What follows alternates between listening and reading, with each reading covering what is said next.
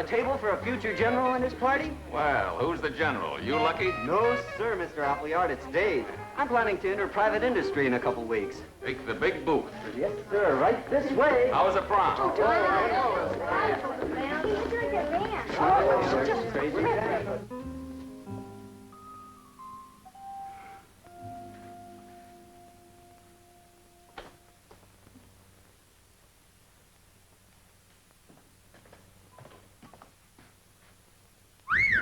Wowee. The atomic age sure struck home. So? Yeah, it's pretty late at night for this sort of work, isn't it? Oh, I don't mind, Sam. Yeah, but Dave ought to be taking more care of his room.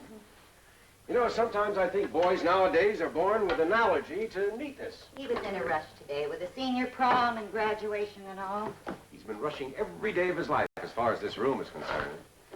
You know, Molly, when I was his age... When you were his age, Sam, you were even sloppier. Oh, yeah? Where'd you get that idea? Your mother gave it to me, free of charge. Oh? Boy, did she give me some ideas about you.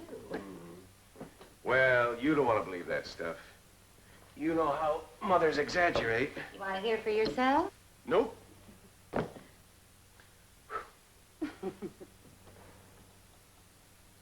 you worried about Dave? No. Oh, I don't know. He jumped around so much, you know, from hobby to hobby and interest to interest. Well, you think he won't settle down? Well, of course, someday, I guess. You know how kids are. Well, Dave certainly made up his mind about going in the Army. Yeah, suddenly. Maybe a little bit too suddenly. You know, I wish I knew deep down inside if Dave was really happy about signing up and going in so soon after graduation. Well, you talked about it. Well, of course, at first. But lately, he hasn't had time enough to say, or grunt once or twice on his way out to a party or a dance. Oh, come on. Sam, you said yourself it would probably do him a lot of good. Mm-hmm. And anyway, you had a kind of a ball in the Army, didn't you? My mother tell you that, too? No, I listened to you. Stories you tell, dear, when you get together with your old buddies.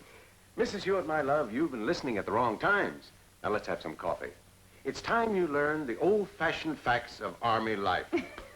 Yeah, and I heard that Army food is just like Mother used to make. And that's why she stopped cooking. Oh, Lucky, I think you're mean. Oh, come on, Mary Jo. If Dave wants to hide himself away in the Army, that's his problem. We don't have to be so serious about it. Not tonight, anyway. Well, it's only for 6 months. And that's it? Yeah. Well, and the reserves. Right here in town, 1 night a week. 2-week summer camp, all with pay. Not for me, buddy boy. I'm not going to rush into anything like that. Well, you got to get it over with sometime. Sure, but if I'm going to rush anywhere, it's right out that door with my diploma. Right smack into life. Man, I've been cooped up in a classroom since I was a kid. I want to breathe a little. You know you're a little nutty. You think so, huh? You'll be in the Army. You'll be in college. And me? I'll be where there are girls to choose from, and jobs to choose from, and girls, and money, Well, and now, girls. buddy boy, since you plan to be so rich and popular, maybe you'd like to start living it up tonight. I think the man should treat us here, right? Yes. Well, I'm flattered. That obviously means no, huh? Look, just give me a couple of months, and when old Dave comes home on his furlough, I promise I'll treat you all to a big splash, okay? Great.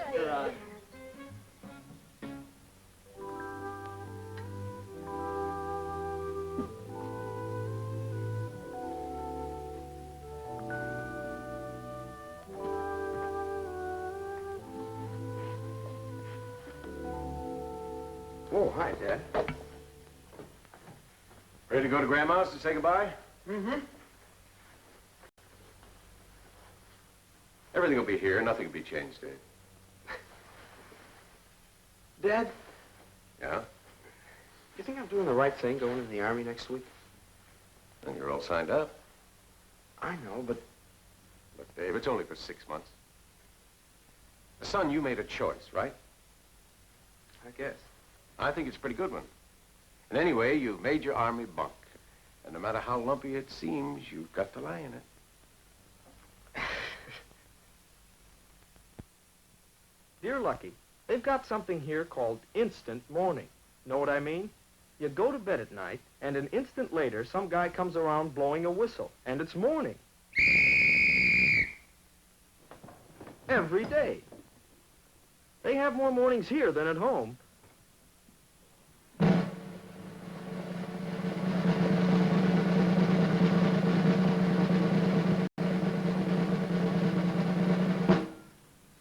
we've got a crazy new beat here, Lucky. It's called left, right, right. Only me, I've got a few lefts left over. Sometimes I go one way, my feet go another. Some guys have even bigger problems, though.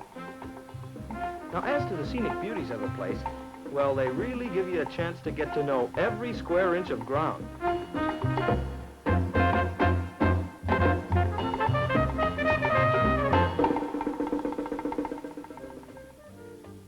David, me lad, the scenic beauties of the city are holding up very nicely.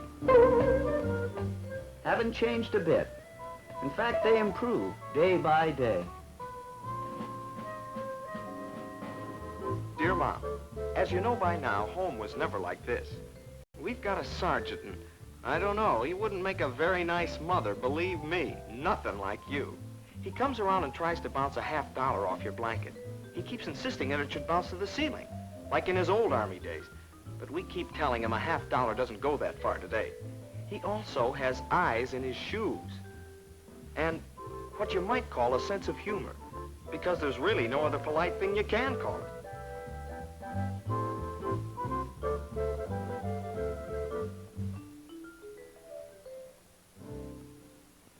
Yeah, I guess those sergeants aren't too hard on a guy, Mrs. Hewitt. Well, they're certainly keeping him busy, but Dave doesn't seem to mind. Yeah, great. It's awfully nice you working here, Lucky. Oh, sure, but it's only temporary, Mrs. Hewitt.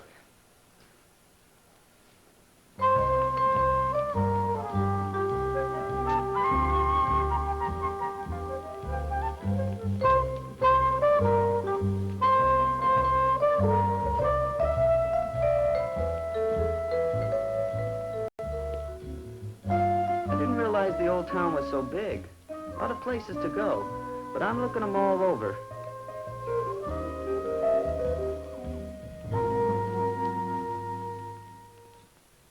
Of course, Lucky, marching is not the only thing we do. The Army has a lot to tell you about, and they like to do it in the great outdoors.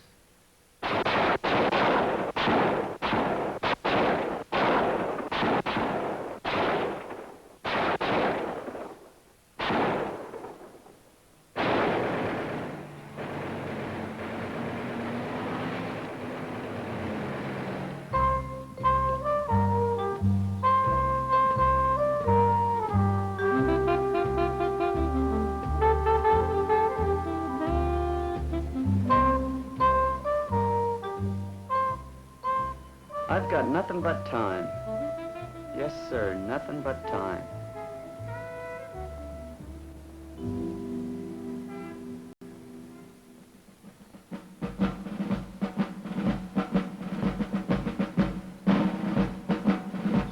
You know, Lucky, believe it or not, you finally get to really feel part of something. You and the other guys, you get with the beat, you know? It's really kind of fun.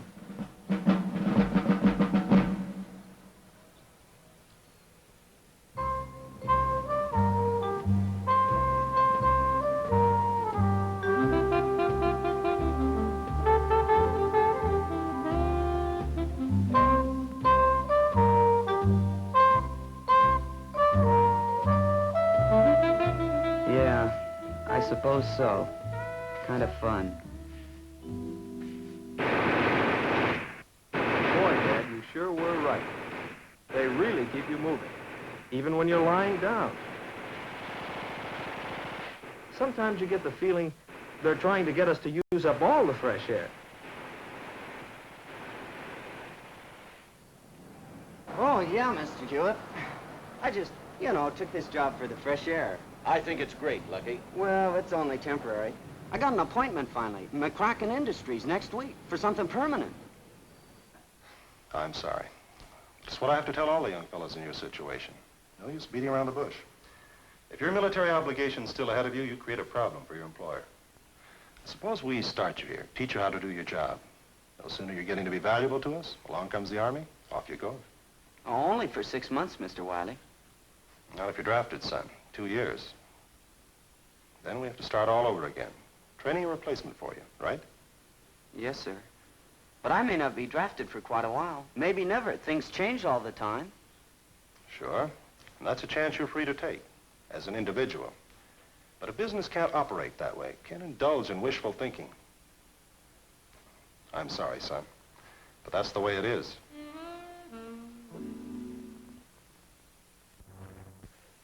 Well, you're scheduled to enter the signal school at Fort Monmouth as soon as your basic is through. Sounds great, Sarge. I'm sorry, that course requires more math than you've had. But we'll find a good place for you. Well, Brad, your tests show a pretty good leaning towards mechanics. Now, I think we've got a spot for you over in transportation. Well, that sounds okay, Sarge. You know, I used to drive the tractor on my uncle's farm. Machine records? That's right, Dave. Results of your aptitude test lean that way. This fits exactly with your reserve unit commander's request that you receive advanced training in this field. Never thought about it before, huh? Never knew about it before. Well, as a matter of fact, Dave, the work is fairly new. Business machines. Oh, yeah.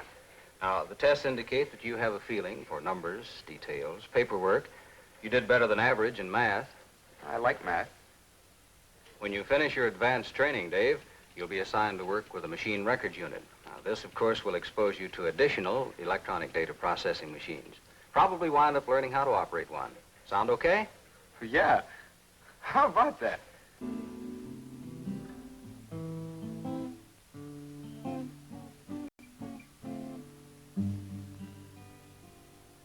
I know where. Hey, Mary Jo. Tomorrow we take off on our bivouac. And I know. I guess we won't be together much longer. After graduation, Barney's going to shove off to specialist school. Radio. Cy is off to quartermaster school.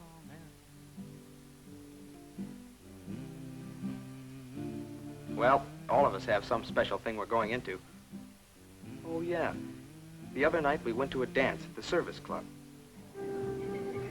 There were girls there, but gee, Mary Jo, somehow they were different. How does he mean they were different? Then you.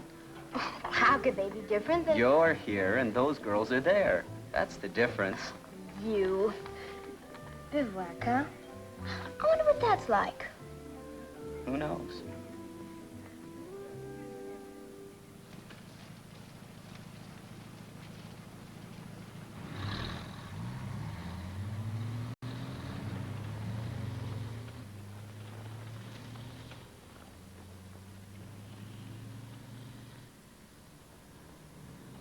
You know, Mom, you get a whole new perspective on night. And what happened the next morning, wow.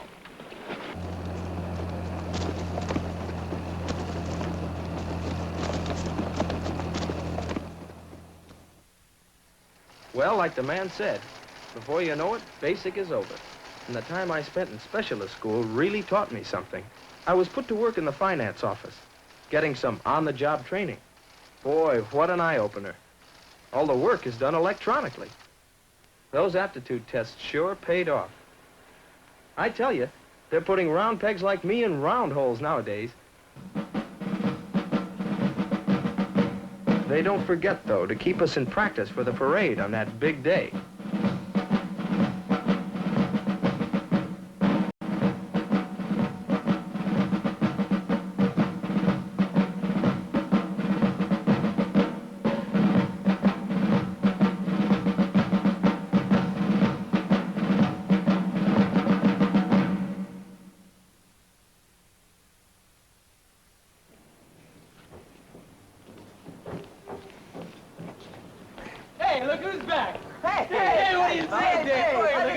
Coming home, you on leave? Leave nothing, boy. I'm home for good. Yeah? Well, how was it? Well, you'll find out eventually. You gonna try for college now? Nope. I got a job in mind. You kidding? If you're looking for a decent job around here, you're gonna have a rough time. They aren't hiring our particular age group. Well, I'm gonna try. Where? McCracken Industries. McCracken's? McCracken's. That's right, Dad. I had one or two people I wanted you to talk to.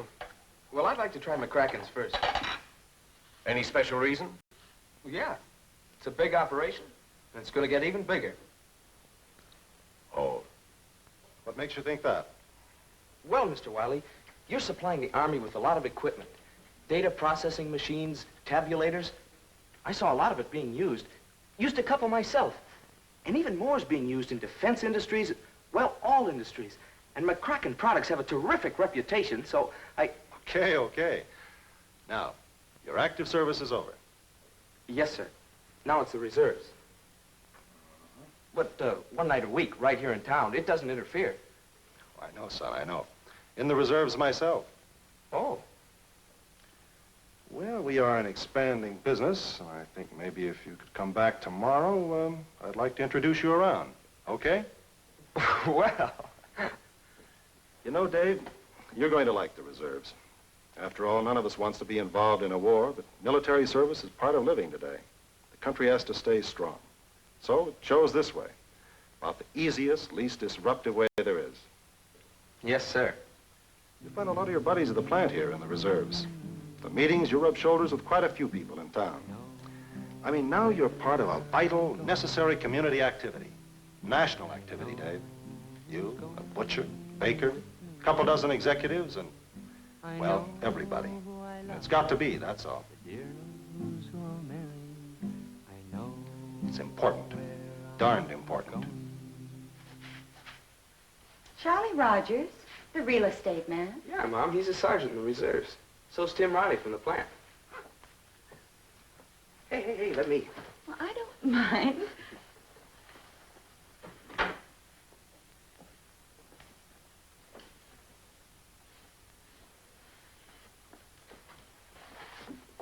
Thank you.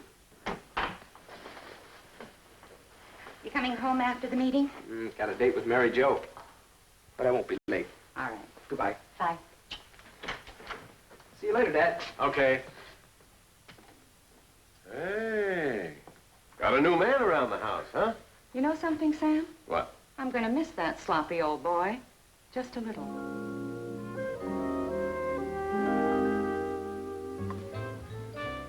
Well, I'll have to go away to camp for 2 weeks every summer, but that's no problem. Won't even deduct it from my vacation time at McCracken's. You'll be able to come down to the beach? You think this wolf in wolf's clothing would skip the beach one summer? Huh. Hey, what are you gonna do? Stay here and work all summer? Nah, this is only temporary, you know. Look, Llewellyn, how long you gonna go on being a temporary human being? I'm working on something. And now listen to your old dad, will you? We're all liable for military service until we're 26, right? Yeah. Now, you can go on wandering around in circles until they come to get you. But this way, like me, you're over the big hurdle. Sure. That's why I'm working on something. Oh? Hey, you know, you promised me a big splash when I came back. Yeah. I'm sorry, now you'll have to wait. For what? For exactly 6 months. Oh? Hey, you mean you signed up for the reserves? Yeah, I told you. This is only temporary.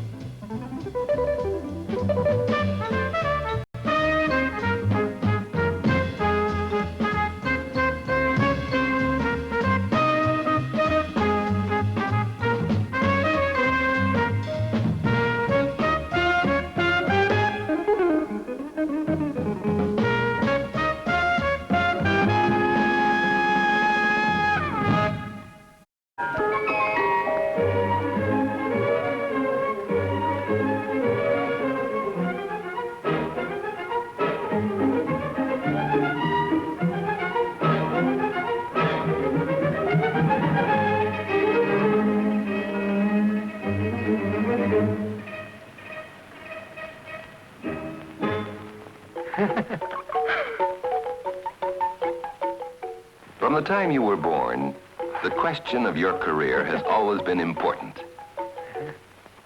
Look at him, Dan. Look at him smiling at the music. He's going to be a musician. Not if I can help it. With that grip, he'll be able to swing a hefty bat. How about it, fella? Big league for you? And later on, when you were still in a playpen, What a little man. Here's a present for you, Bobby. Now you can be a doctor, just like Dr. Milan. When you got to be 5 or 6, what are you going to be when you grow up?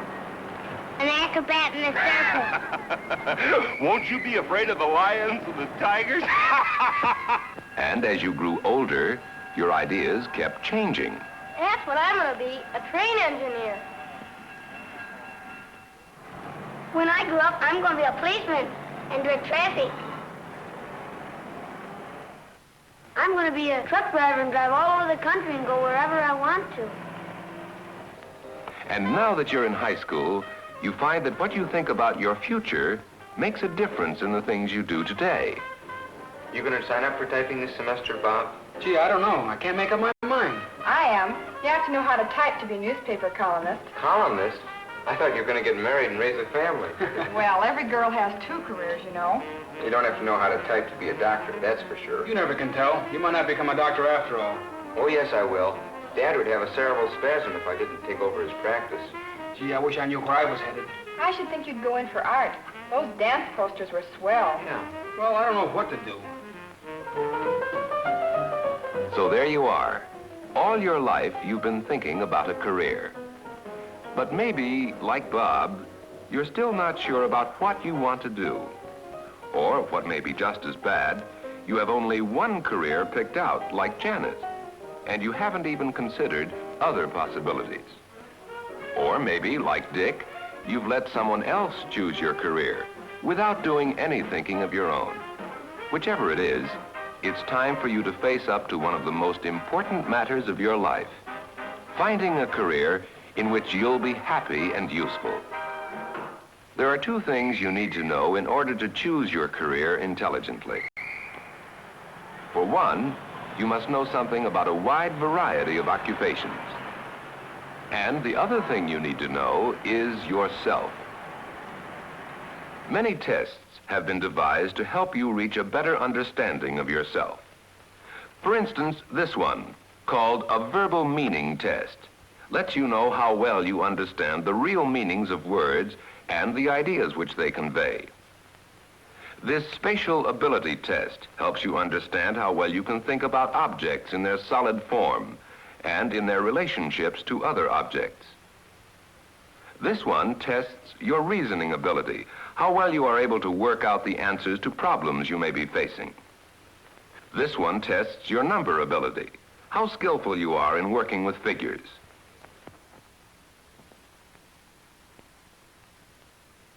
And the word fluency test helps you to know how easy it is for you to talk and write.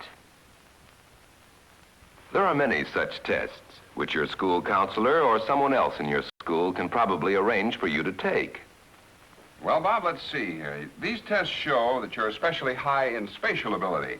That's ability to think about things in 3 dimensions. Golly, I never expected that. And the score on your number ability test is very high. Well, I've always made good grades in math, Mr. Bolton. Yes, that fits, doesn't it? You'll find that the grades you've made in different school subjects will give you a good idea of where your interests and abilities lie. How did I make out in verbal meaning and word fluency? About average for your age and grade in verbal meaning, below average in word fluency. I've never been a great talker. You're well above average, though, in reasoning ability. Here, this is the way it looks on a chart. You might call this your academic ability profile. This ought to go into your notebook. Notebook? Oh, it's not as bad as all that. This is something you can get a lot of fun out of. Finding your career is a good bit like finding the solution in a good mystery story. First thing you do is build a lot of clues. Then you pile them together until they point to the right answers. How do you mean? Well, you need a good loose-leaf notebook like this one, something you can add to from time to time. You divide it up into 3 sections. In the first section, you build up a picture of yourself. Oh, that ought to be easy. I don't know. It's not as easy as you'd expect. You'll probably meet a lot of surprises as you build this picture. Now, in the second section, you list all the different kinds of careers that interest you. You make a list of things you want to know about each one, and then you study each one accordingly. What kinds of things? Oh, the type of work done in that occupation. Special interests and skills that are required. How much the job pays.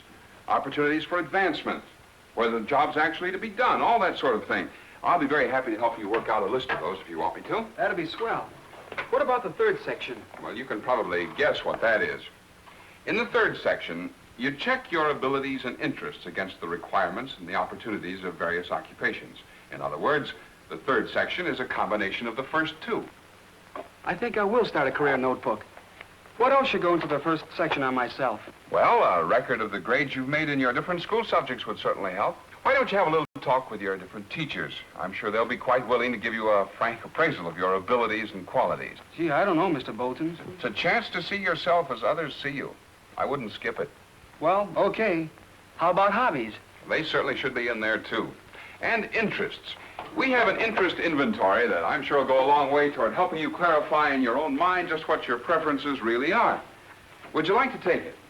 Sure. So Bob fills out an interest inventory. Here, too, the results are something of a surprise. He hasn't realized before how interested he has always been in scientific matters. His interest in mechanical things is high, too, and he has strong outdoor interests. Those are something of a surprise. His artistic interests are just as high as he has expected. Down it all goes into his notebook. Tests help, of course, but Bob learns a great deal more about himself when he talks with some of the teachers he knows best. Well, I know writing isn't easy for you, Robert, but that's no reason for you to neglect it. I think your themes would be very much better if you'd spend a little more time on them. Particularly when you're so good in grammar. Well, there is one other thing I think I'd like to tell you. When you're playing on a team, Bob, it seems to me that you depend too much on yourself instead of playing with the whole team. Now, I think that's something that you need to learn. You're doing excellent work in class, Robert, particularly your sculpturing, which I think is even better than your painting. And so Bob builds up a picture of himself as he really is. His mental abilities, how well he gets along with others, his interests,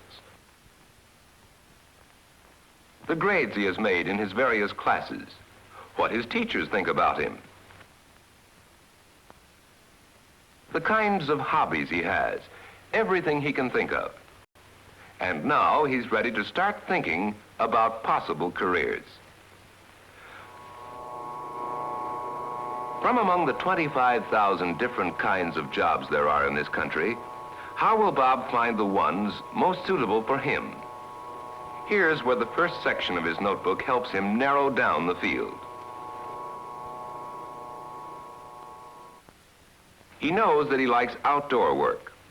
That means that he probably doesn't want a desk job where he would do most of his work on paper.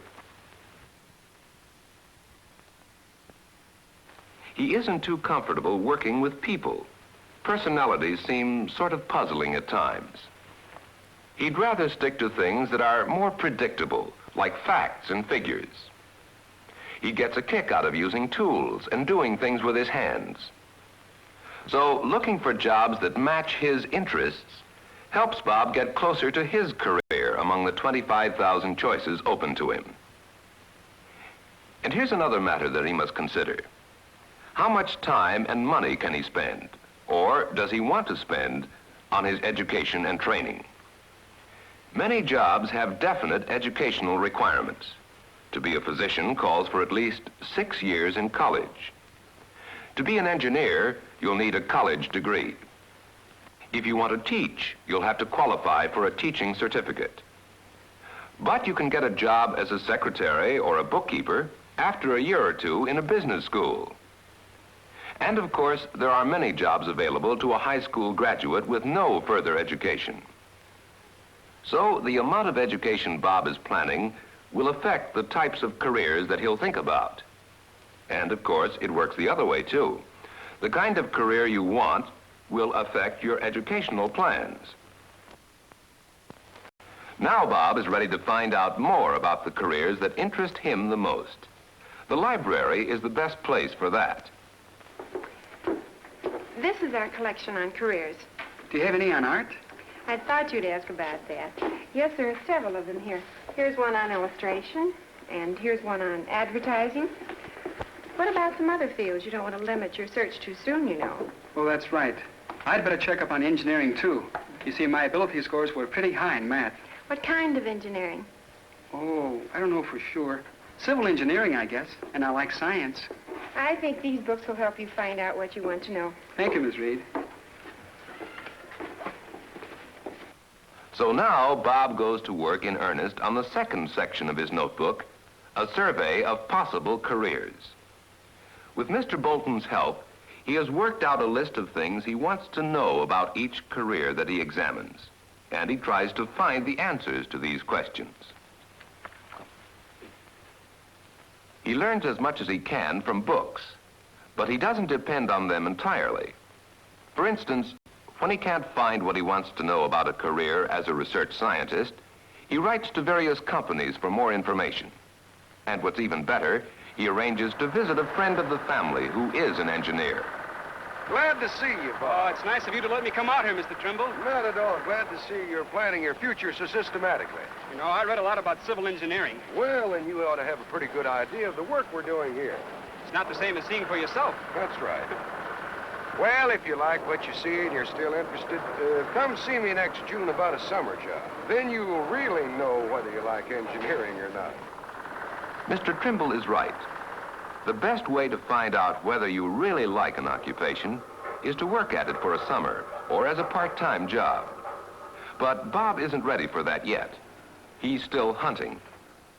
He doesn't limit his search to professional and white-collar jobs. For instance, he finds that a career as a skilled mechanic has much more to offer than he had thought. And he's particularly interested in the work of the tool and die maker. But on the other hand, he'd like to continue with his artwork, too. He considers window decorating and other art activities, such as advertising layout and commercial illustration. Although he still doesn't feel he has found the right career, Bob now starts building up the third section of his notebook. He compares his own interests and abilities with the requirements of the careers he has examined. He makes up a series of profile graphs to compare what he has learned about himself with the requirements of the different jobs he is considering. But this gives him only cues. There's much more to be considered, including the advice of his parents. If you're really interested in civil engineering, I'm sure Mr. Trimble would help you. The State University has a fine engineering school. Yeah, Dad, but I don't know. I'm not sold on it. For one thing, I hate to give up my artwork. Well, it could always be a hobby. How about ceramics? You've always done such nice work. It would be fun, Mom, but I don't know. It seems that job opportunities in art are pretty slim. Yeah, that's what I thought. But ceramics does seem to fit your abilities, both mechanical and artistic. I think that lamp you made is just beautiful. It was fun making. And so the search goes on. Each night, Bob seems a little closer to finding the right choice. And it's fun, just as Mr. Bolton had said, like putting together the clues in a detective story. What will it be? Commercial illustrator? Skilled machinist? Ceramic designer? Mechanical engineer? Yes, they're all possibilities, but none of them seems right. There's no telling when a good idea may come or what might suggest the vocation Bob will eventually choose. Good morning, Dad. Hi, Sis. Hello, Mom. Hi, this morning. Hey, new dishes. Yes, they're made of plastic. Nice, huh? Yes, they are. They're designed by Alto Scone. Say, Dad, that's something I haven't looked into yet. What's that? Industrial design. Boy, that's something I'd really like. Yes, that does sound like a good idea, Robert. Well, have you looked into architecture? That might be something you'd like. Golly, that's right. Industrial design in architecture. And now, at last, Bob feels he is getting close to finding his own career. He doesn't have to decide at this time, of course, but the thinking he is doing now will pay him dividends all the rest of his life.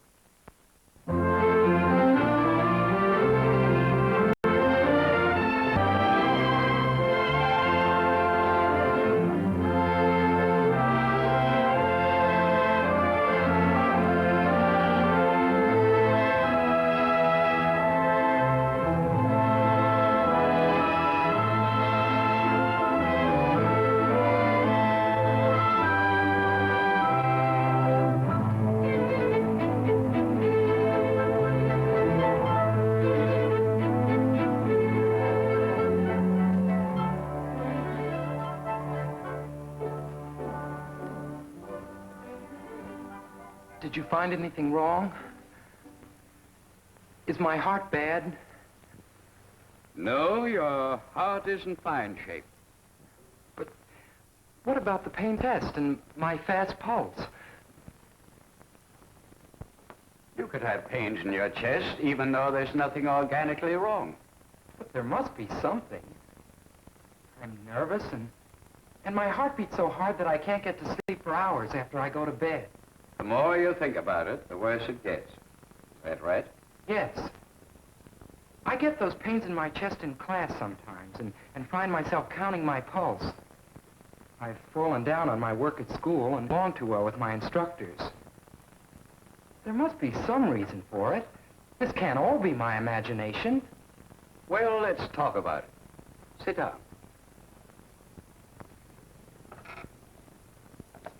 I repeat, your physical condition is excellent. I can't find anything wrong with your heart or any other organ for that matter. But still, you need treatment. I'm going to refer you to a psychiatrist. A psychiatrist? Gee, Doc, I'm not crazy.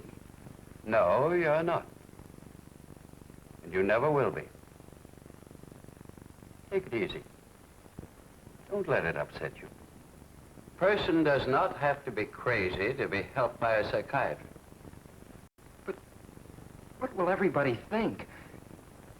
You know people talk. I think the same thing myself. Suppose I had found something wrong with your heart. I'd probably send you to a heart specialist for a complete examination and treatment. People wouldn't think the less of you for that. No, I suppose not. A psychiatrist is a specialist just like any of the others. Some people haven't got used to thinking of him except in connection with insanity. But I still don't see what he has to do with me. I think you are emotionally upset. And in that sense, you are ill. Emotional upsets can produce all kinds of symptoms, can cause real pain and suffering. As a matter of fact, they're one of our most common ailments. That isn't much consolation. Well, you're definitely not an unusual case. Next to the cold, emotional upsets like yours are our most common illness. And now we're treating them as illnesses. I still don't think much of the idea of going to a psychiatrist. My heart's pounding away right now. That's natural. You're excited. Excitement and fear can cause reactions like that. Can happen to anyone. Take the seasoned athlete. Before an important game, he gets all sorts of peculiar feelings. There's a tight lump in the pit of his stomach. He can't seem to shake off that jumpy sensation. He suddenly finds he can't remember signals he's known for weeks. But as soon as he gets on the field, all that is over. He now is the well-trained athlete out there to win. This athlete simply experienced the symptoms of pre-game excitement. Nobody worries about them because everybody knows their causes. Well, you wouldn't say there was anything wrong with that football player, would you? Nor with an actor, for that matter. You've heard about stage fright. That's true, but I'm no athlete or actor. Where do I fit in? We all have the same reactions in varying degrees. You too. Think back. Were you ever called down to see the dean? Remember, you were worried and apprehensive. You mopped your brow. The palms of your hands were sweaty. Your mouth felt like it was stuffed with cotton. You were constantly licking your lips. That was all just as normal as it could be. Well, I was scared. Right. Your brain had flashed a danger signal and your body reacted to it. That sort of thing, of course, bothered a lot of men during the war. In fact, it was so common, the Navy made a film explaining just these symptoms which you too are complaining about. Scare or excite a man, and automatically the body's signal system starts functioning.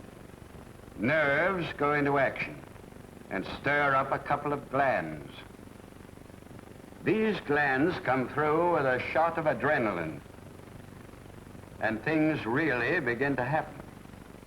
Nerve cells get hopped up. You may perspire freely. Your mouth may get dry as powder. Your stomach may feel tied up in knots. But it all makes sense. You see more clearly.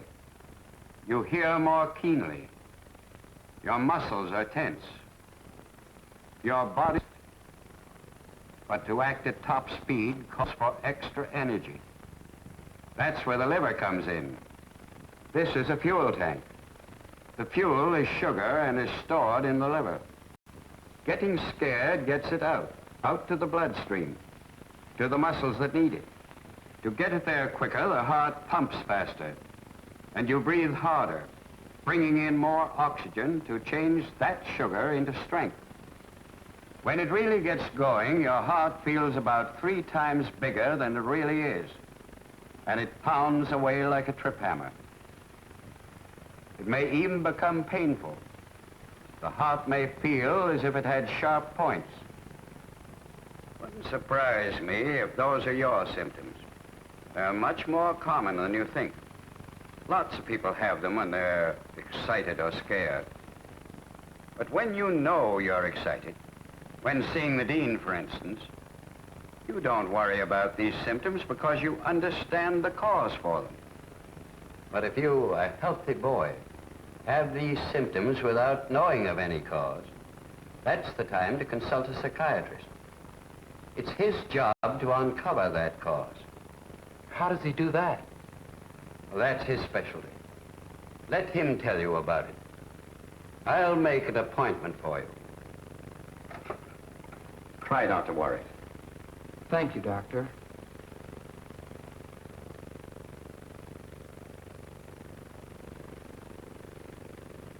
Well, from all the reports, you seem all right physically. But I do have pains in my chest. Tell me about them. How long have you had them? Do you recall the first time you felt that pain? Yes. It was during exam week at high school. I was awfully worried about one exam. I got those pains and was afraid of a heart attack. I told my parents about these pains. Father thought it couldn't be serious, but Mother worried and took me to the doctor who examined me and said there was nothing wrong with my heart. Did that make you feel any better? Well, Mother was afraid the doctor might be wrong. She kept on worrying. But did those pains persist? No. After the exam, they were gone. But I still worried about my heart. The immediate cause of that pain was your worry about the exam. You knew you were excited. That can bring on many different kinds of reactions. That pain was probably such a reaction. But why do I have the pains now? I don't know yet.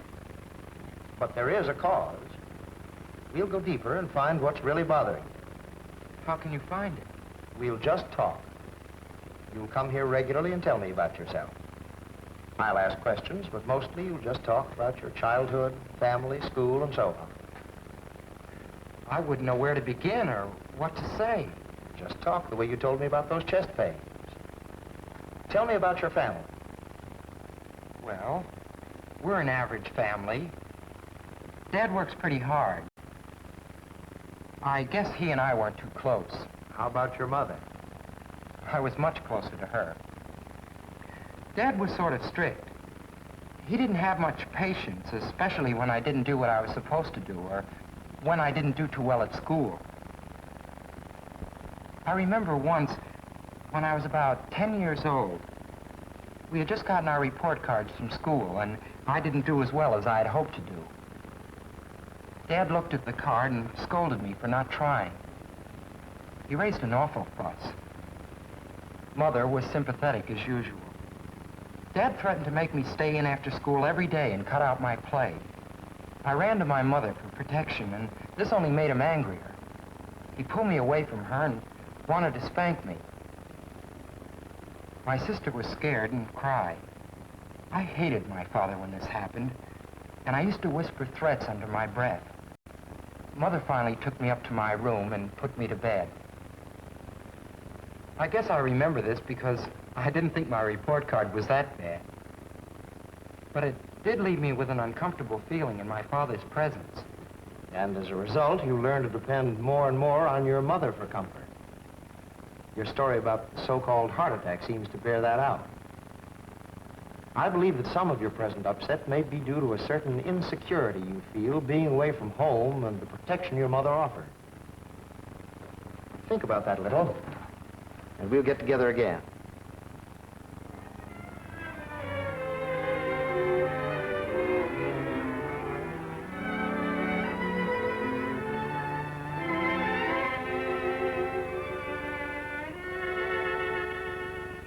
These last few visits have demonstrated the presence of an emotional conflict due to being away from home.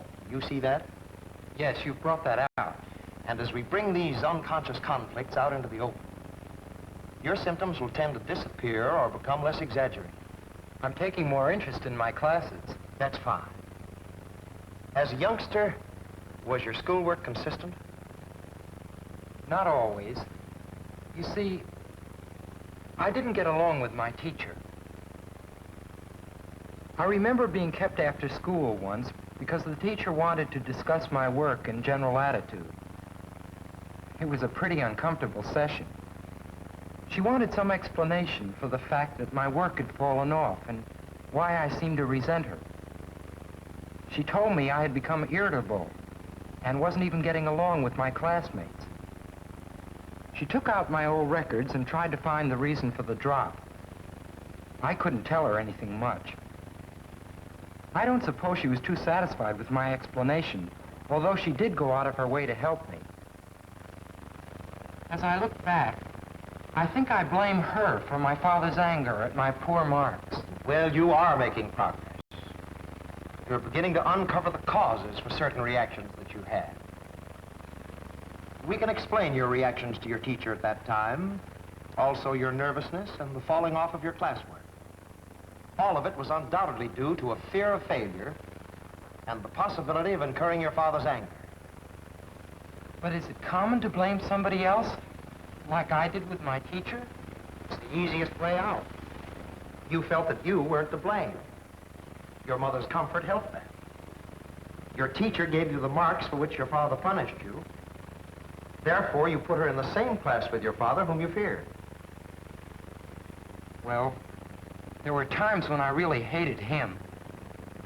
I remember every now and then he'd lock me in a closet. I'd stand there and plan to run away from home. I figured they'd be sorry then. I even planned to kill my father and then run away. And yet you never did. But those thoughts left a mark. You developed guilt feelings you weren't conscious of. Despite all the threats you whispered to yourself, you did have some affection for him as your father. That guilt you felt set up a conflict which only made matters worse. I don't hate him now. I've grown up. But still, I resent those in authority. You can't throw off old patterns quite that easily. You carry them over, apply them to new people in completely different environments. You may not want to do that, but you've set a groove which you naturally follow. I can see now that there's no real cause for those resentments. But how will I get rid of them? You're doing that now. Talking about them, reasoning them out, does more than anything else. Up to now, you've been prejudiced against your father, your teacher, and those in authority.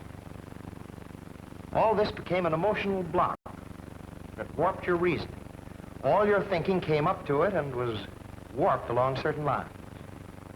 Understanding the causes will help break down that emotional block. Try it for a while. You're really doing better now. I'll see you on Thursday.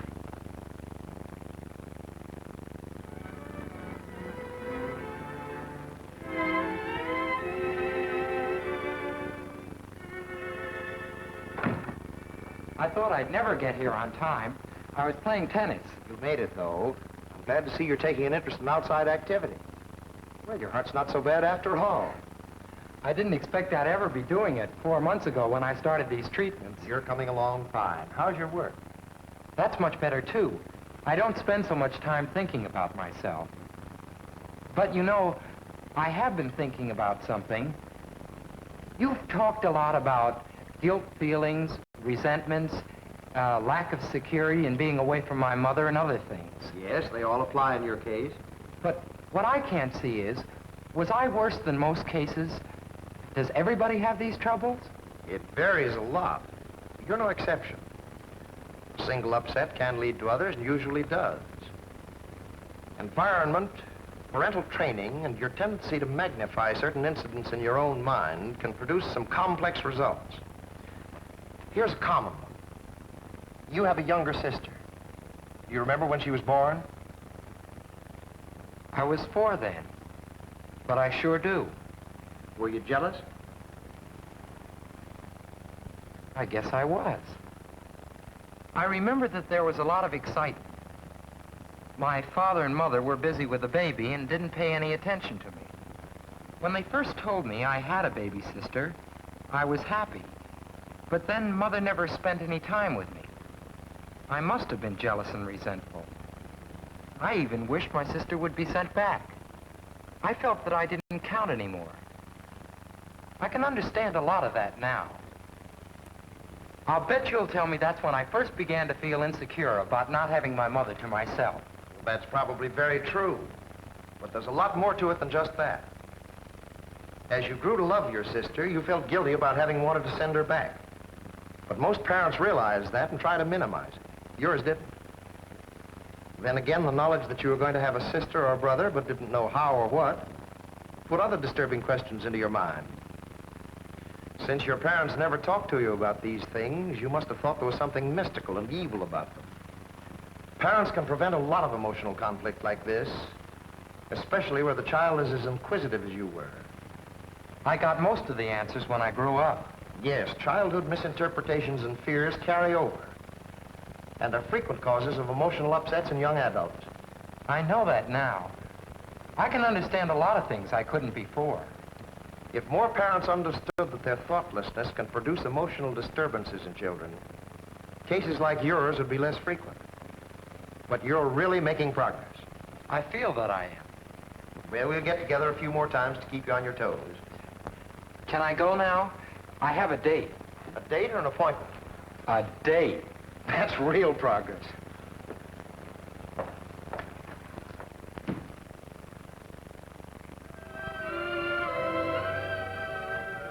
Yes, he did have a date.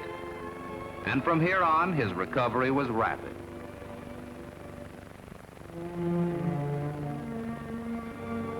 His case was no more serious or complicated than many others commonly resulting from childhood misunderstandings or lack of proper guidance.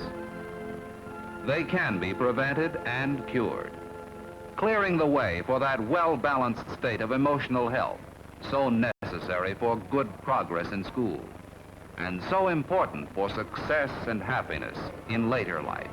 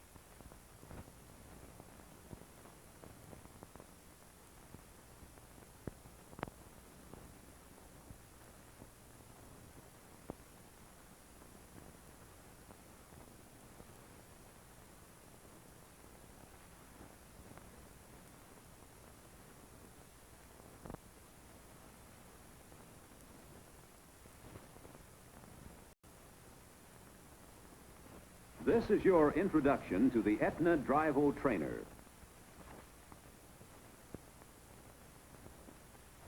We want to explain the cars. the films, how you will be scored, and other features of the course. Your school has provided you with the most modern, advanced training facilities available in the hope that you will be a safe as well as a skillful driver. The Air Force uses a similar technique in training pilots. They call these link trainers.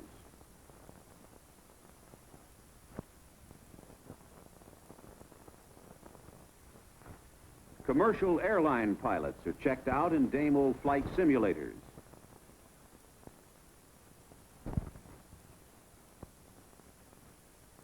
And here's another training device for pilots of anti-submarine hunter-killer planes. Even submariners today are trained on simulating devices before assignment to a submarine crew.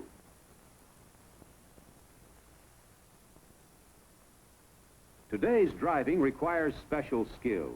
You've got to know what to do on rural highways, in congested traffic, on high-speed expressways, and in emergencies.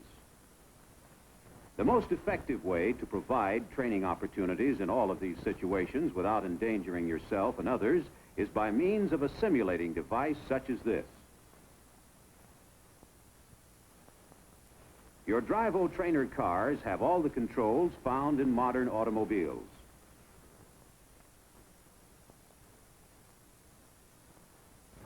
You will drive your trainer over miles of filmed roadways which cover a wide variety of driving situations. First, you will learn the fundamentals, how to hold and turn the steering wheel, how to put the car in motion, and use the various controls properly. You will learn how and when to signal,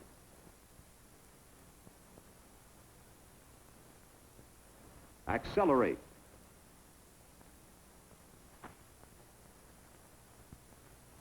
and brake.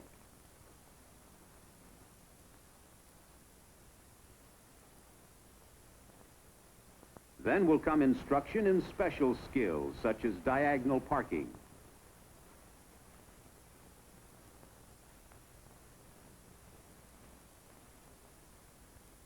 parallel parking,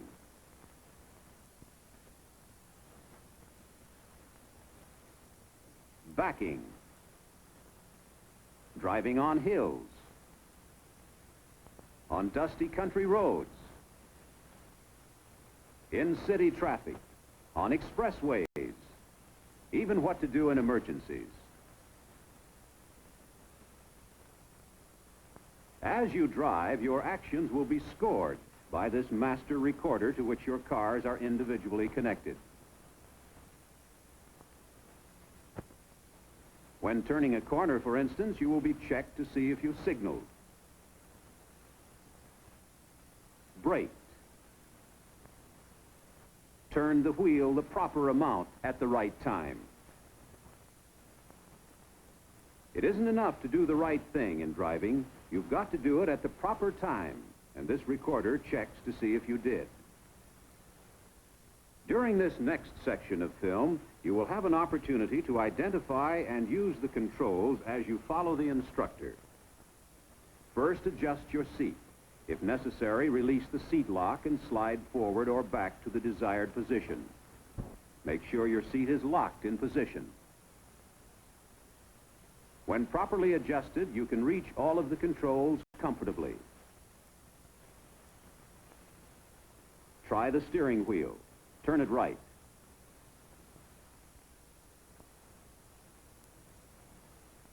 And left.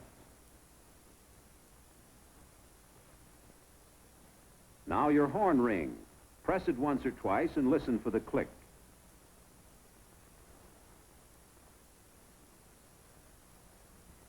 This is your directional signal. For a left turn, move it down. For a right turn, move it up. The lever is moved in the direction you intend to turn. Return it to neutral position. This is your fuel gauge, speedometer, interior turn indicators, generator and oil pressure gauges. Note that the red light on your generator gauge goes out when the engine starts. Start your car by turning the ignition key full right. Turn the ignition off.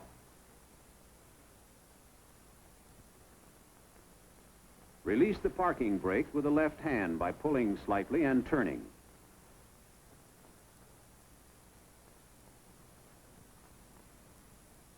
Pull straight back to apply.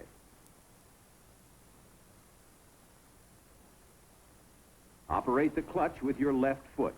Clutch down. Now let it up.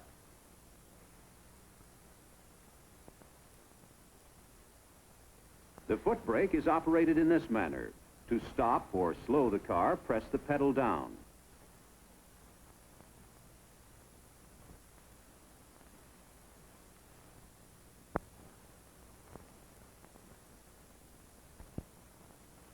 The accelerator pedal is also operated with the right foot. Proper placement of your foot on the pedal is essential. Your heel should rest on the floor as you apply gradual pressure to the pedal. When you've learned how to fully operate your trainer car, the speedometer will indicate your speed like this.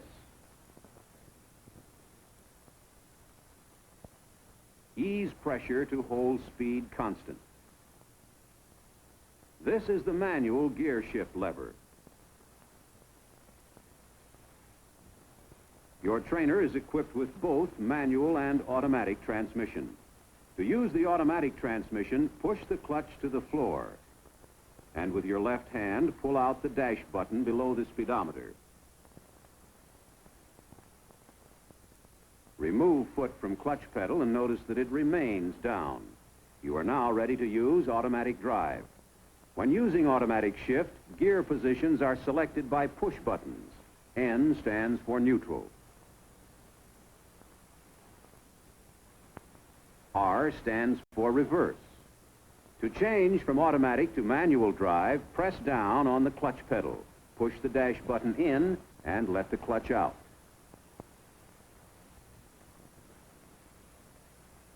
Another unique feature of your trainer is the mirror attached to the rear of your seat. You know that when you back a car, you turn around and look out the rear window. The mirror in the Drivo trainer represents the rear window of a real car. We'll show you how it is used in a moment.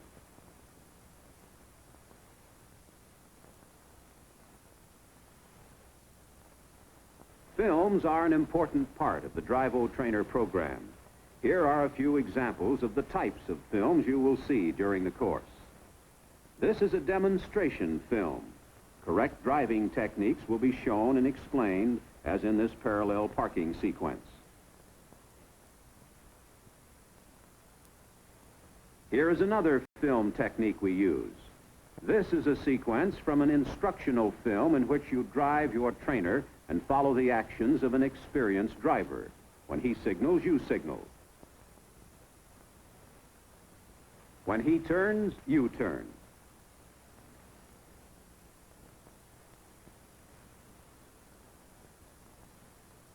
Still another type of practice film is shown here. This time you have only a driver's eye view to guide you. On the Drivo trainer, if you steer left or right too soon or too late, too little or too much, it will not change the picture you see on the screen. However, your mistakes will be recorded on the score sheet, and by continually practicing correct procedures, your experiences on the trainer will make it easier for you to meet these problems in your own car. You should always check left and right for traffic at intersections. In these films, we do it this way. After stopping, the camera moves first to the left,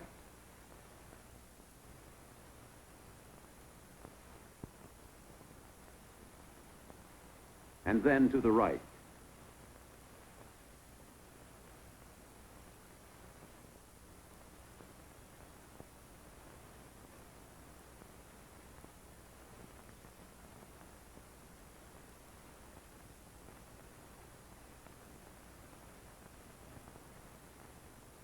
When preparing to leave the curb, change lanes to the left, pass, or make a left turn, you will see a close-up of the outside rear view mirror to remind you to make this traffic check.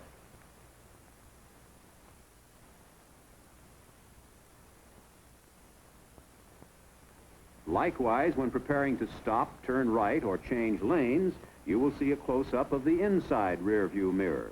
A good driver checks traffic conditions to his rear before stopping or turning. Use your controls now to follow the instructor's actions. Your steering wheel is in the straight-ahead position. Grasp the wheel comfortably with both hands. For a slight turn, as in a lane change, passing, or to steer around a bend in the road, you turn the wheel about this much. When turning a corner, as at an intersection, the wheel must be turned further, like this.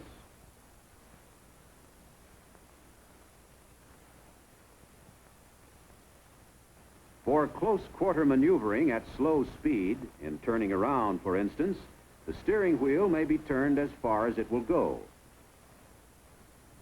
Note that the wheel is allowed to return to the center slowly. These are general guides because no two cars steer exactly alike.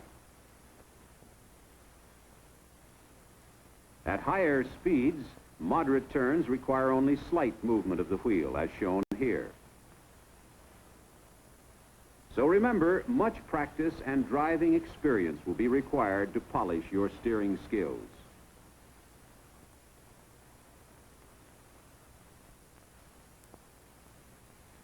When backing is called for, the image on the screen will be in reverse. To view it properly, you must look over your right shoulder into the mirror, which represents your rear window. Now let's assume you are going to back. Turn around so that you can see the screen in your mirror. To go right, steer right. To go left, steer left.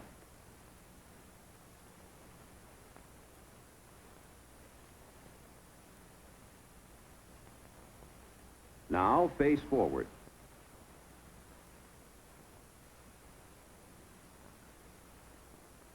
Braking is important too. Most stops can be anticipated and require only slight pressure on the brake pedal. Apply light pressure to stop smoothly for this stop sign.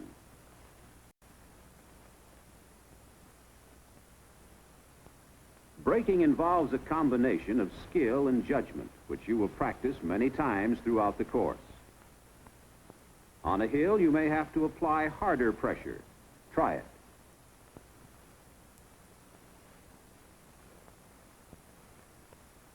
Occasionally, you may be faced with an emergency. Hit it hard and fast.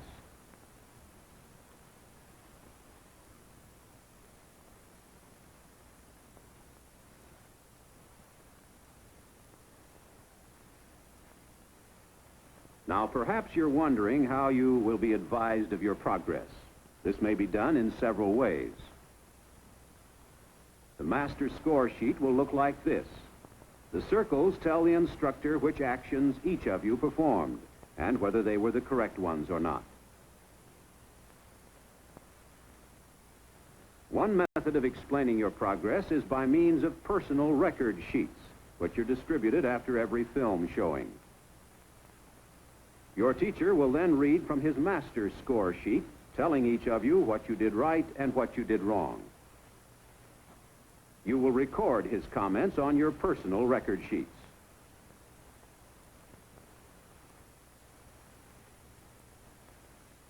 Also, if several of you have difficulty learning certain skills or techniques, your teacher may give you individual help as he circulates around the room while one of the instructional films is being shown.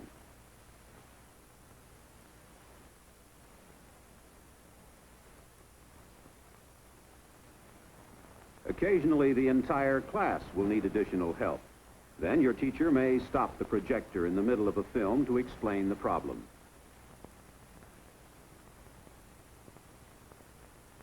Or to diagram on the chalkboard.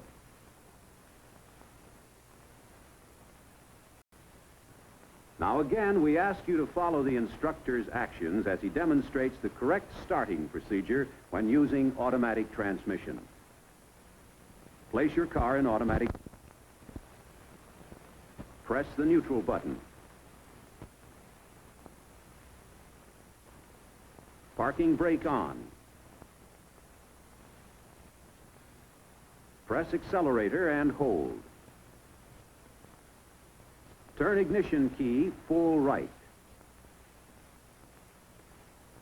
Release accelerator and apply brake.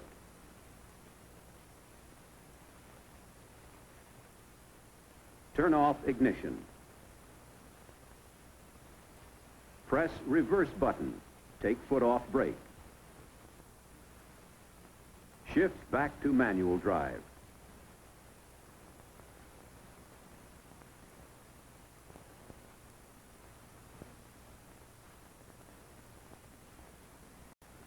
Do it again.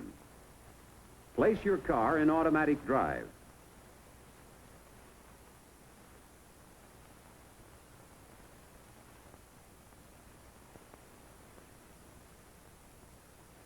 Press the neutral button. Parking brake on.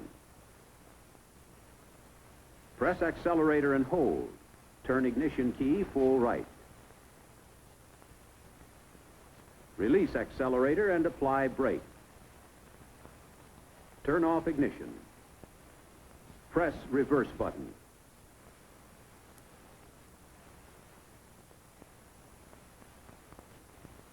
Your own instructor will now refer to the score sheet to determine how well you performed on this drill.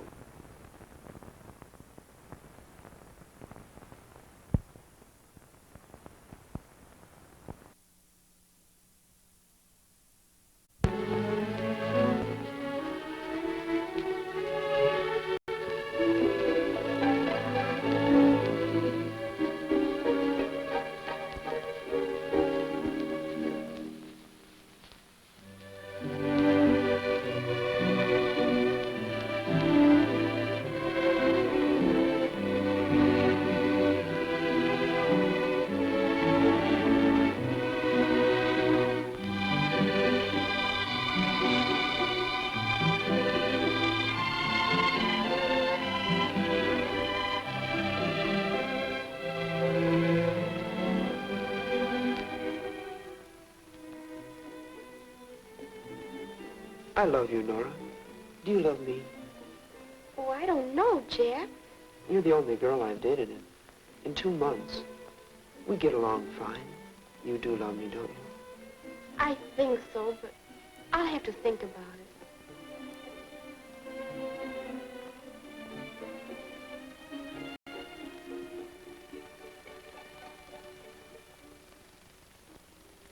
Hello, dear. Hello, Mom. Have a nice time? I'll say. Jack's awfully handsome and such a smooth dancer. Mom, how can I tell if... I mean, how did you know when you were in love with Dad? Oh, I've been in love several times before. I got so I could recognize the symptoms. Several times? Mm-hmm. And each time I thought I'd found my Prince Charming. Most people fall in love quite a few times in their lives. Well, then, how can you tell when you're really in love? Well, I'll have to think about that. Let's save it for tomorrow, shall we? All right. Good night. Good night, dear. Most people fall in love quite a few times. I wonder if Jack knows that. I tell you, Bob, I haven't dated any girl but Nora in 2 months. We're really in love. Uh-huh. And you were really in love with Betty and Mary and Dallas and I don't know who else. And there'll be others, I suppose. Oh, no. That's over with. You know, Bob, Nora's the prettiest girl I've ever known. She's just as beautiful as... Beautiful? And you think that's all that matters? Oh, hurry up and get in bed, will you? Bob, did you feel this way when you fell in love with Jean? Oh, look. I've felt that way lots of times. The trouble with you is, you don't seem to understand what love is really about. You young punks go to the movies a couple of times, Do a little necking and you think you're in love.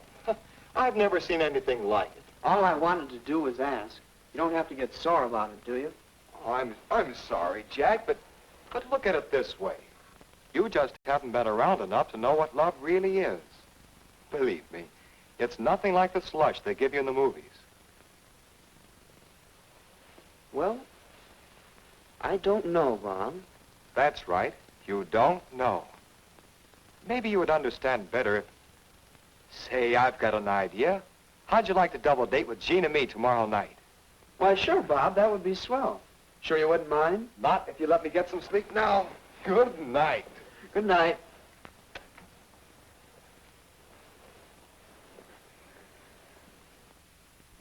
Oh, Jack, that sounds like loads of fun.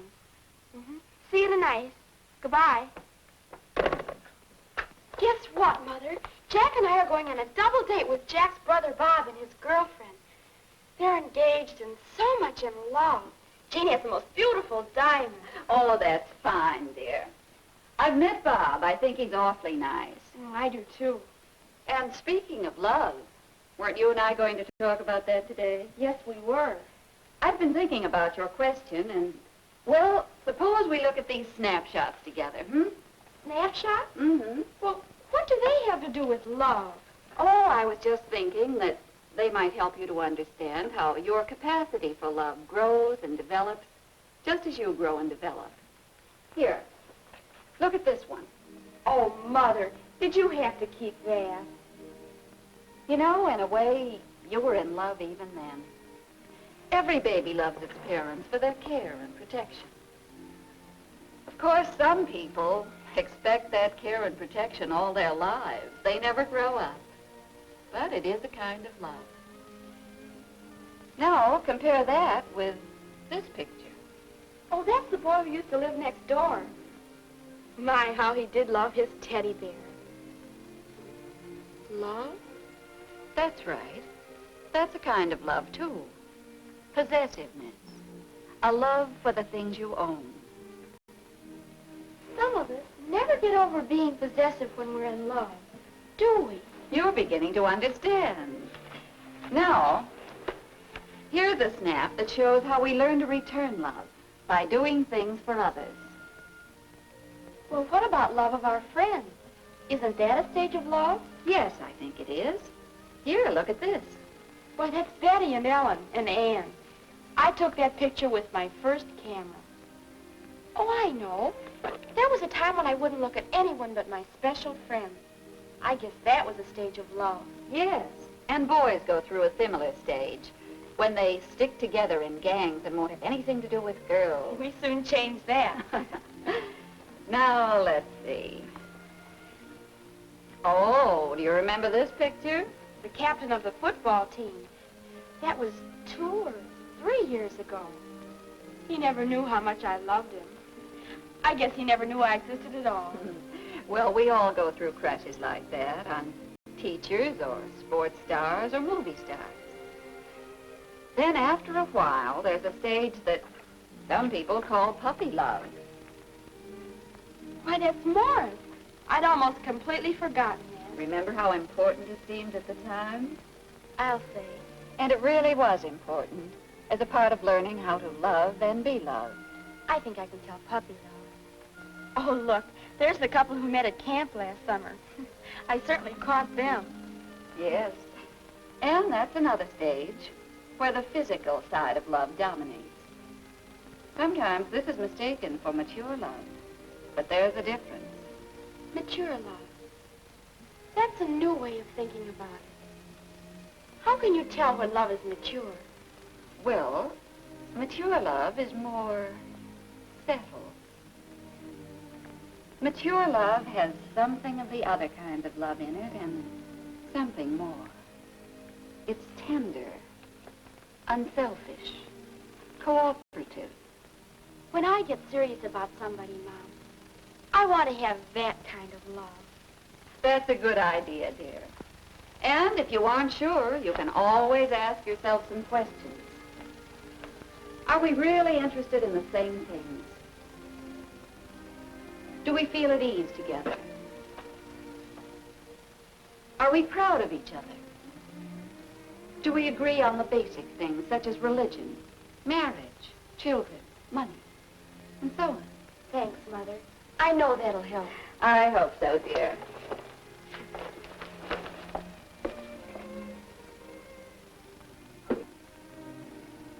Are we really interested in the same thing?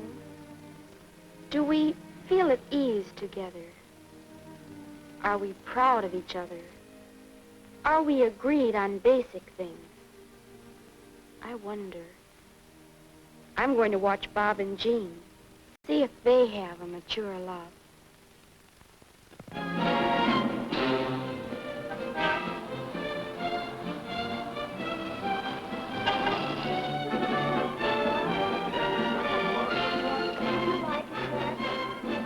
Jack, how did you like the dorm? I've never seen a Chinese doorman before in my life. We've been here for quite some time. Oh, I'm having a wonderful time. I've never been here before. Oh, we're so glad you could come. This is one of our favorite spots. Yes, we sort of found it together, you might say, and we come here quite often. Oh, the real Chinese dishes are over here. Thanks, Bob. Oh, Bob, look what came today. What? Oh, the season tickets for our concert series. And guess what? You're going to have to sit through another concert by that young French pianist you didn't like.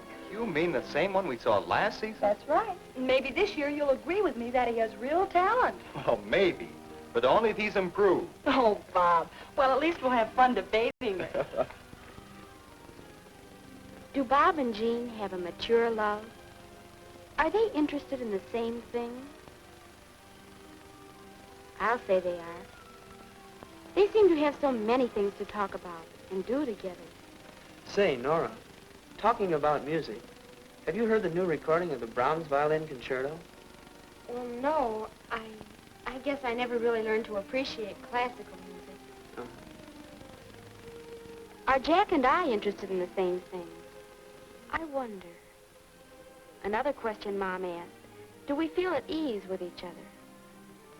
You know, there's no telling what we'll get, but I'm willing to take a chance if you are. Oh, that's the fun of it, Bob. What about some of this watercress salad? That's a fine idea. Bob and Jean certainly are at ease with each other. But what about us? Well, I've made up my mind. I'm going to have the leg of lamb. Oh, well, I thought it would be fun to try a Chinese dish. That's all right if you like that stuff. Me, I'll stick to the lamb. Well, oh, come on, Nora. Take a chance with us on the lobster Cantonese. oh, I'd like that. No, I don't always feel at ease with Jack. He's so unpredictable. I guess I am, too. We don't really know each other. And Mom talks about being proud of each other. I wonder if I could ever be as proud of Jack as Jean is of Bob. Not right here and now, maybe. But he does have his points. When he gets out on that ball diamond, anybody would be proud of him. But I wonder if we'd ever agree on basic things. Jack, do you know who I saw today? I saw Bill Johnson and his wife. You know, they've got a fine pair of little kids. They dress them up like cowboys. Kids are such fun. Don't you think so, Nora? Well, oh, here's the waiter with our soup. Children. Oh, we've never talked about things like that. Or religion, or marriage, or money. Bob and Jean really understand each other. They do have a mature love.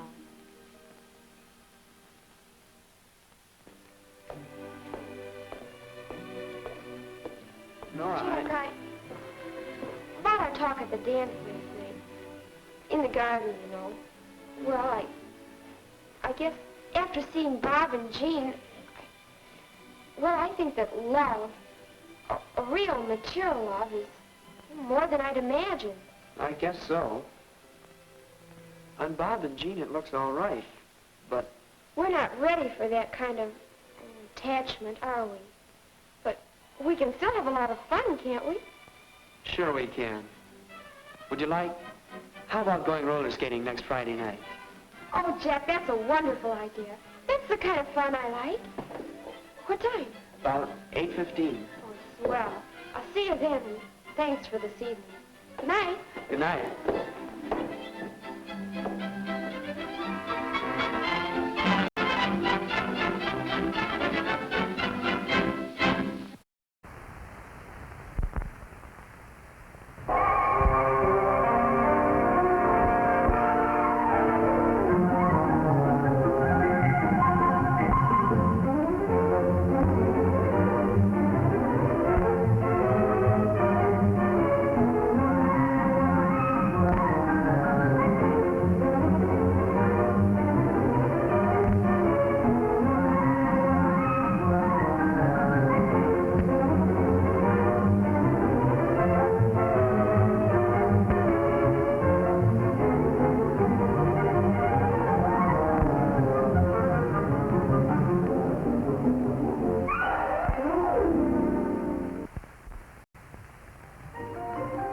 guy behind the wheel of that Boulder Street Lightning?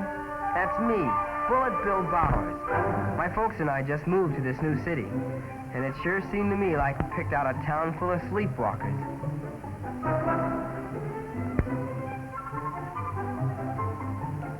That included the fellas and girls my own age, too. I never saw such a collection of sleepy Joes, and they drove like rich old ladies in old-time electric heaps. It looked like I was going to have to educate the high school on the subject of hot rods, how to take a jalopy and really make it move.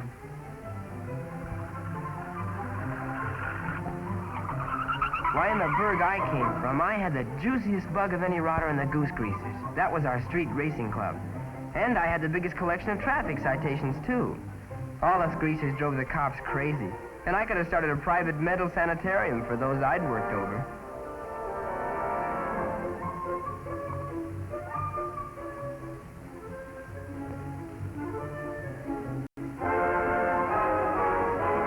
I hadn't met Walt Perry and his sister Janet yet.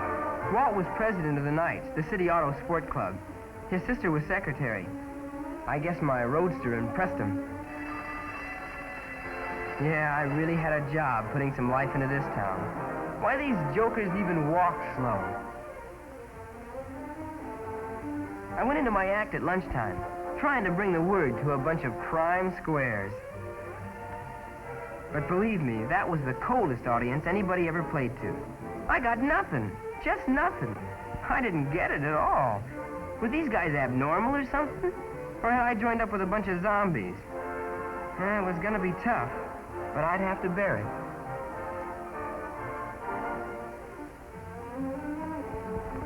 I was stuck with him. This city was a slow burn.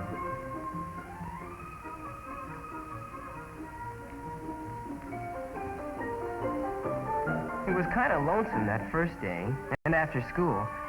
But I knew a way to get him to notice me. It had always worked before where I came from.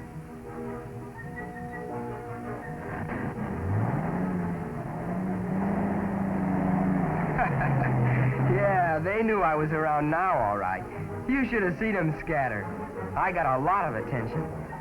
Some of it not quite what I had in mind. Officer Jim Daniels came to school to give his regular safety talk. He took off after me.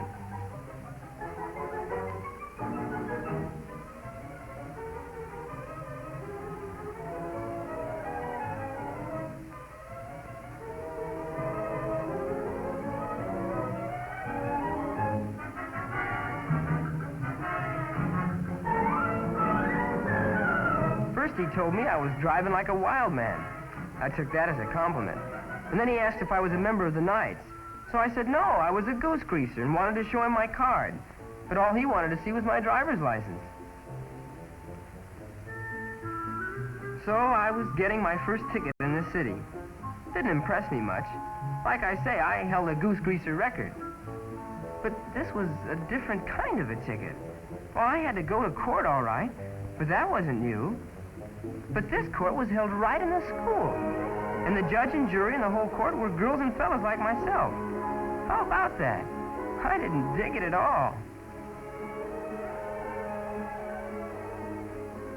Officer Daniels was there. He was the police department advisor. The judge really socked it to me. No, I didn't have to go to jail or pay another fine. I was sentenced to a special traffic school for unsafe and reckless drivers. I'd heard about these school courts all over the country, how they'd help cut down teenage accidents, but I'd never dreamed I'd end up in one. I had to find out from somebody just what was the matter with this town. Why were they so far behind the times?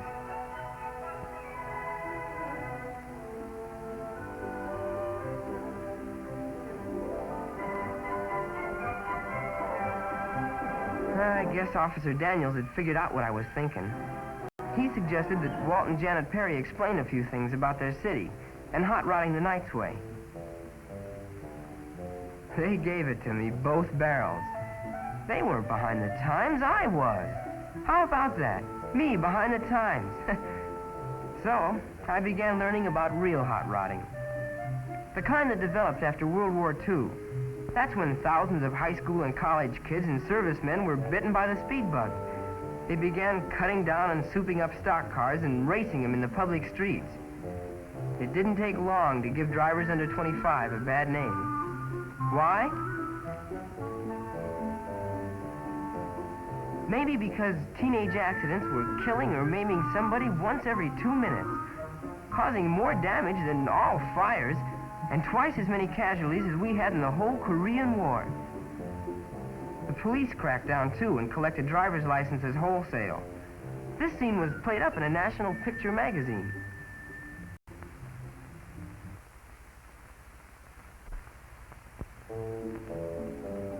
But like Walt explained, figures don't mean much, just reading them. You're a lot more impressed by what happens to you personally.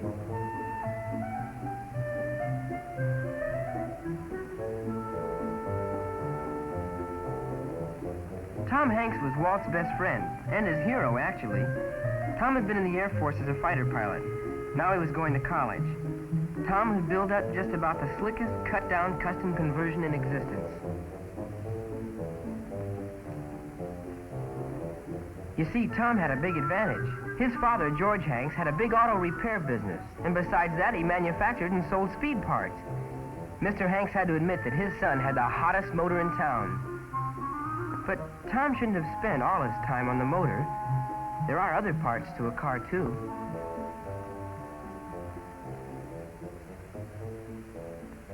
Like those little gimmicks in the wheels, the brakes. Tom was breezing down the road, and he was catching up to the 1105, a pretty fast freight. Then he thought of a good test for his engine. If he could beat the fast freight to the crossing, he'd know his engine was perfect. Then the engine sputtered, missed, slowed down just a little. Tom wouldn't beat the train. He'd have to use his brakes. But he didn't have any, and it was too late to turn off.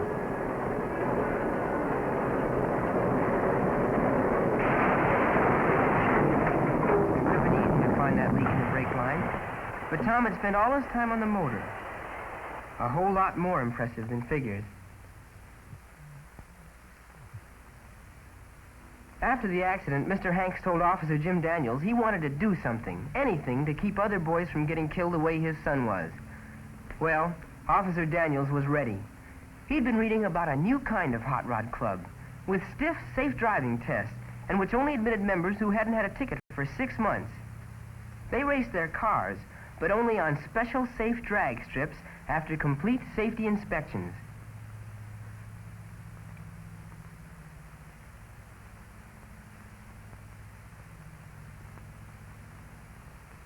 So that was how the Knights Hot Rod Club was organized. Mr. Hanks was its sponsor, and Jim Daniels agreed to be police department advisor. Mr. Hanks turned over a garage to the club and gave them enough tools and equipment for a start. Every hot rodder in town wanted to join, but the safe driving test and no ticket requirement kept out quite a few at the start.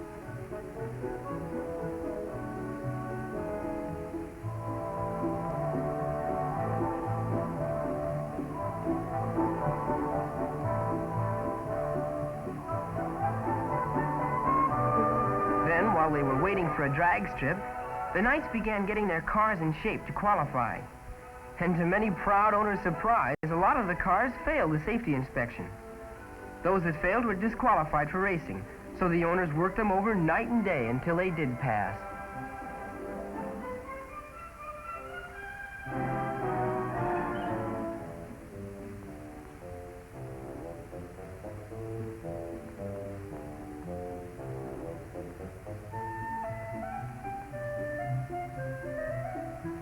The inspection teams were getting good, so Officer Daniels decided to play a joke on them, see just how good they were. He brought over a prowl car that was ready for overhaul. The mechanic had found 5 things wrong. Now Jim wondered whether the Knights could find them.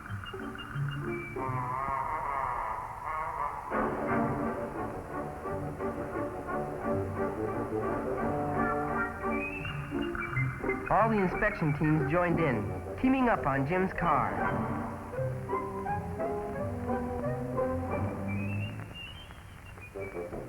And they found the faults all right.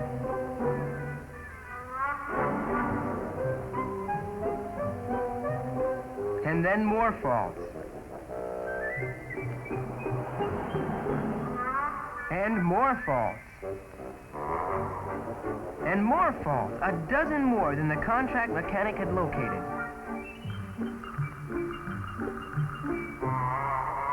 When Jim got that report, he realized he'd been driving a death trap. He was lucky to have gotten to the garage alive. Yeah, the Knights had made a believer out of Jim. Meantime, Mr. Hanks was collaring all his business friends and getting them to help sponsor a drag strip and safety program. He was a real salesman. Almost before they knew it, they were signed up. Knights sponsors. Mr. Hanks and Jim Daniels went looking for a site to develop a good, safe drag strip. They found an old airfield that looked like it would fill the bill.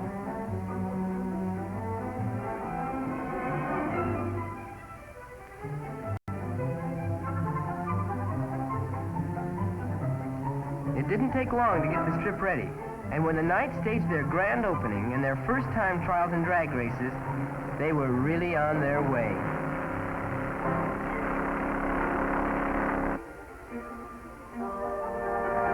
The club began to impress people, the whole city, in fact. The Knights were proud of their club and were out to build a new reputation for hot rodders, for courtesy and safe driving. More and more motorists in distress received club courtesy cards. They led a successful campaign for driver education and auto shop training in high school, and right away, this began paying off, just as it has everywhere. In a survey in one state, 800 untrained drivers had 5 times as many accidents as 800 who had received training in school. At the same time, the untrained drivers got 7 times as many traffic tickets.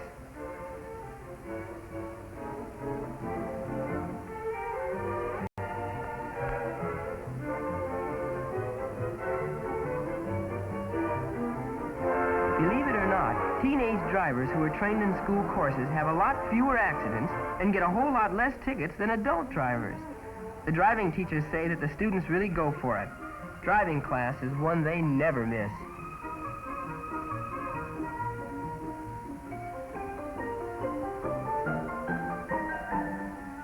And why would they? Every now and then there are guest speakers, like the famous Ralph De Palma, who's considered the greatest racing driver in the past 50 years. He always tells the girls and fellas that nobody appreciates and respects careful driving more than a professional racer.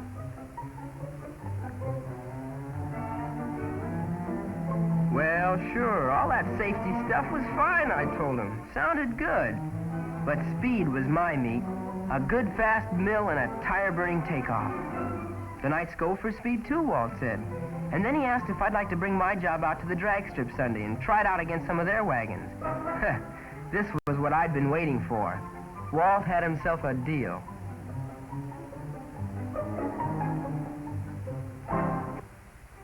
But I never got near the strip. They wouldn't let me. They checked my car over and said it wasn't safe. It took me a month working after school and on weekends just to get ready to pass the safety test.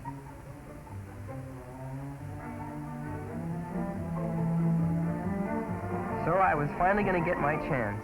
While we were waiting for them to qualify my car, Walt showed me around, explaining how a properly run drag strip operates. There are classifications for all kinds of hot rods, but the main one is the ratio of weight to piston displacement. This determines the basic engine class.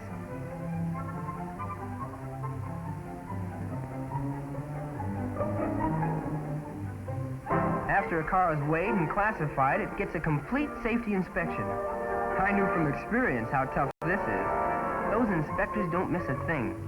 That's why drag strips have run for years without a serious accident.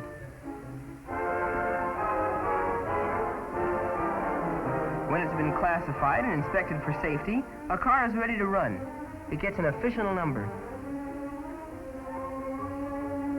But drivers have to be in good standing too. If they're not of age, their parents have to okay them. Some of them show up a little too early. While the other cars are getting oil changes, he just gets changes, period.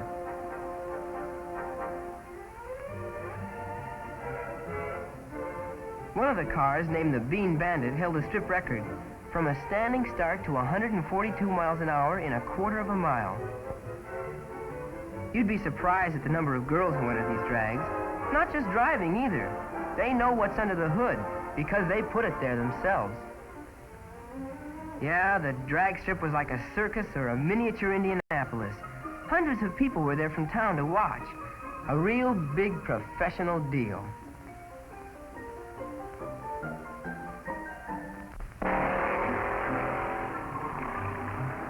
Believe it or not, from a standing start, some of these draggers would beat a jet plane down that quarter-mile stretch.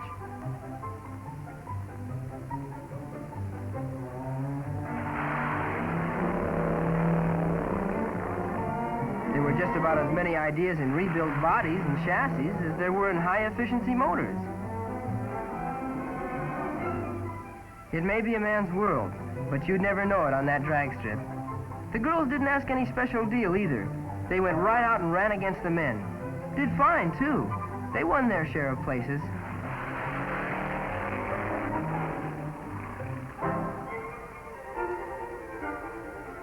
George Hanks and Jim Daniels had a right to be proud. And they were. The nights in their drag strip were things the whole city could take pride in. No wonder they came out by the hundreds or even thousands to watch every drag heat.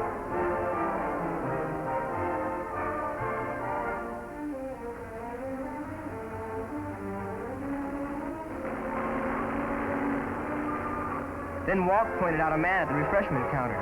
His name was Phillips, a top designing engineer from Detroit. Did you know that a whole lot of the engine ideas in new cars were first tested and proved on drag strips and dry lakes? Things like dual exhaust, dual carburetors, and high compression heads.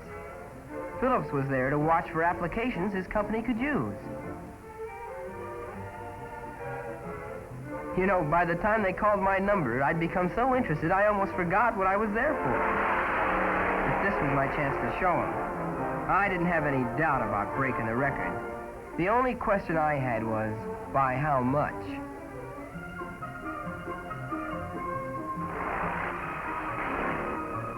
But either that clock was broken or somebody was being funny, I thought.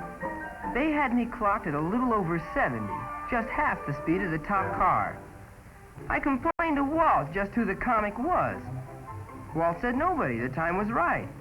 But if I wanted to try a drag race, I sure did. Now I could really show them, right on the drag strip with no phony clocks. Out of my way, starter.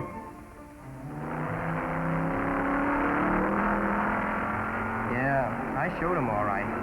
I had the coldest hot rod on the strip. I was left so far back I could have been driving Jack Benny's Maxwell. Obviously, I had a lot to learn from these squares.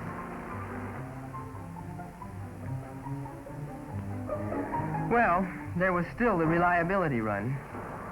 You'd think by now I'd have had better sense than to go through with it, but I didn't. And I learned another lesson. I couldn't even finish. My radiator boiled over and I ran out of gas. And I was going to teach them about hot rods.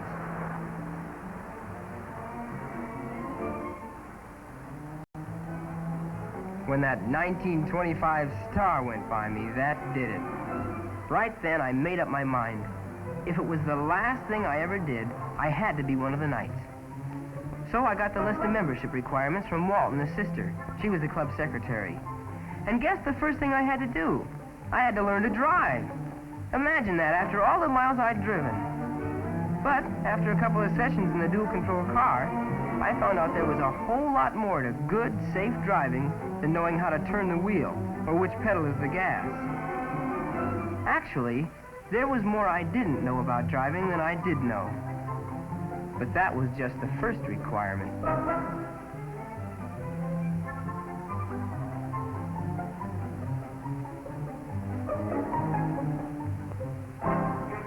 Next thing on the list was to go 6 months without a citation, or even a warning. That was really tough at first, but I made it.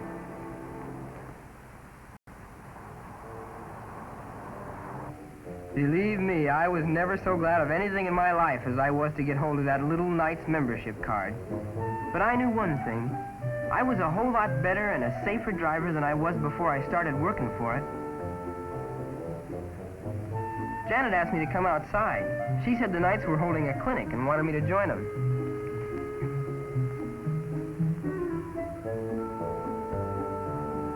And that's when I found out how little I actually did know about souping up an engine. The Knights were holding a clinic, all right. On my car.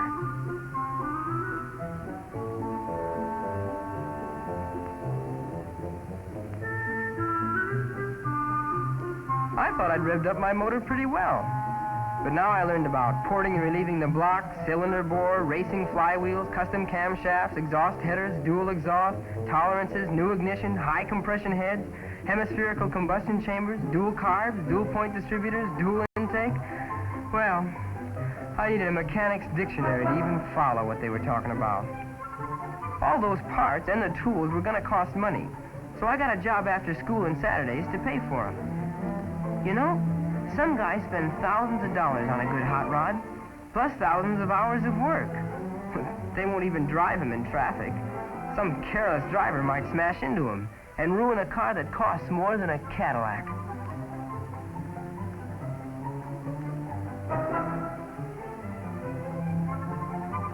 While I was getting the money together, I read every book on mechanics I could get.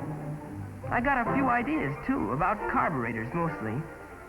I decided to rebuild my car for the reliability run instead of the drag race. This would give me a better chance to try my carburetor ideas. And you know something? My ideas paid off, too. It took me a few months, but I finally won a 3rd place for reliability.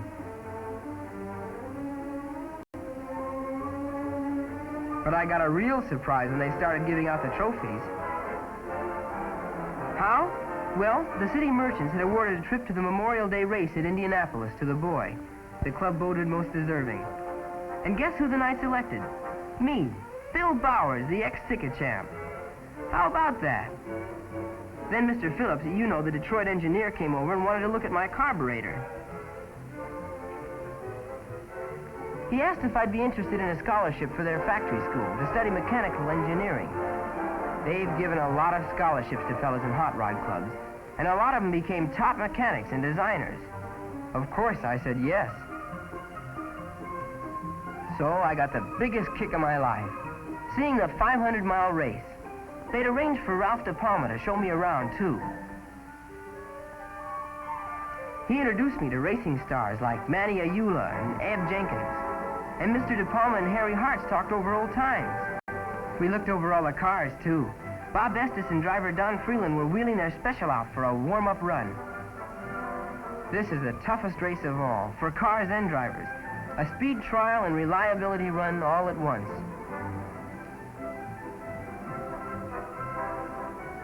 What a kick, meeting famous guys like Duke Neyland and Roger Ward. And they told me they all considered Ralph De Palma the greatest driver in Indianapolis history. And Wilbur Shaw, the president of the Indianapolis Speedway, agreed with him. He won the race 3 times himself. You think the races are fast, you should watch the pit crews work.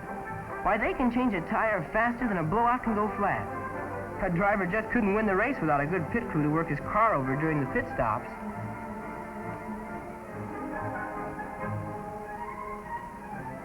Then, on the morning of Memorial Day, the big race started. I think there were about 200,000 people watching. The biggest crowd for any sports event in the country. And get this, out of the 33 cars, 9 of them were driven by ex-hot rodders, members of clubs like the Knights. The winner drove the 500 miles in less than 4 hours. That means an average of better than 125. Yeah, like I said, it was the biggest kick I ever had. Hard to realize I was actually sitting there, watching the biggest race in the world. Yeah, it's tough to believe now that that jerk in the slop-up was me, just a few months back, before I became a Knight. You see, the reckless kid and an old clunker like that one is not a hot rodder at all. He's a square and a shot rod. Real hot rodders in organized clubs and timing associations all over the country have taken what used to be a hazard and turned it into a real hobby. And a genuine benefit to their communities. Not just through safe driving and driver education either.